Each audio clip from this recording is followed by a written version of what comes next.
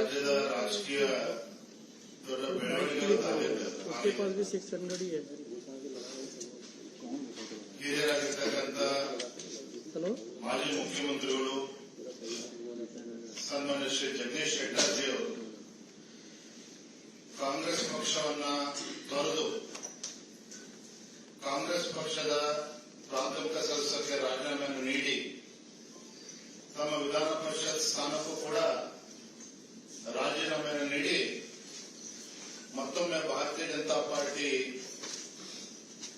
ಸೇರ್ಪಡೆ ಆಗಿರ್ತಕ್ಕಂಥದ್ದು. ಅವರ ಮನೆಗೆ ಅವರು ಮರಳಿ ಬಂದಿರತಕ್ಕಂಥದ್ದು ರಾಜ್ಯದ ಭಾರತೀಯ ಜನತಾ ಪಾರ್ಟಿಯ ಬೆಳವಣಿಗೆ ದೃಷ್ಟಿಯಲ್ಲಿ ಒಂದು ದೊಡ್ಡ ಶಕ್ತಿ ಬಂದಂತಾಗಿದೆ. ರಾಜ್ಯದ ನಮ್ಮೆಲ್ಲ ಪಕ್ಷದ ಹಿರಿಯರು ಮತ್ತು ಕಾರ್ಯಕರ್ತರ ಅಪೇಕ್ಷೆನೂ ಕೂಡ ಇತ್ತು.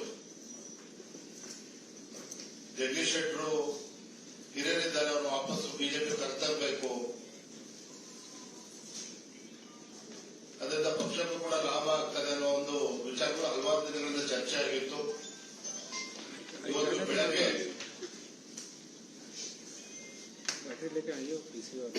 ಭಾರತೀಯ ಜನತಾ ಪಾರ್ಟಿಯ ವರಿಷ್ಠರಾಗಿರ್ತಕ್ಕಂಥ ಮಾನ್ಯ ಗೃಹ ಮಂತ್ರಿಗಳು ಅಮಿತ್ ಶಾ ಜಿ ಅವರು ಅವರನ್ನ ಭೇಟಿ ಮಾಡಿ ಸನ್ಮಾನ್ಯ ಬಿಎಸ್ ಯಡಿಯೂರಪ್ಪನವರು ಮತ್ತೆ ಜಗದೀಶ್ ಶೆಟ್ಟರ್ ಎಲ್ಲ ಹಿರಿಯರು ಅವರ ಸಮ್ಮುಖದಲ್ಲಿ ಭೇಟಿ ಮಾಡಿ ಅಮಿತ್ ಶಾ ಜಿ ಅವರ ಚರ್ಚೆಯನ್ನು ಕೂಡ ಮಾಡಿ ಯಾವುದೊಂದು ಅಪೇಕ್ಷೆ ಇಲ್ಲದೇನೆ ಭಾರತೀಯ ಜನತಾ ಪಾರ್ಟಿ ಸೇರ್ಪಡೆ ಆಗ್ತೇನೆ ಅನ್ನುವ ವಿಚಾರವನ್ನ ಅವ್ರು ಮುಂದೆ ಇಟ್ಟಾಗ ಅಮಿತ್ ಶಾ ಜಿ ಅವರು ಕೂಡ ತುಂಬಾ ಸಂತೋಷ ವ್ಯಕ್ತಪಡಿಸಿದ್ರು.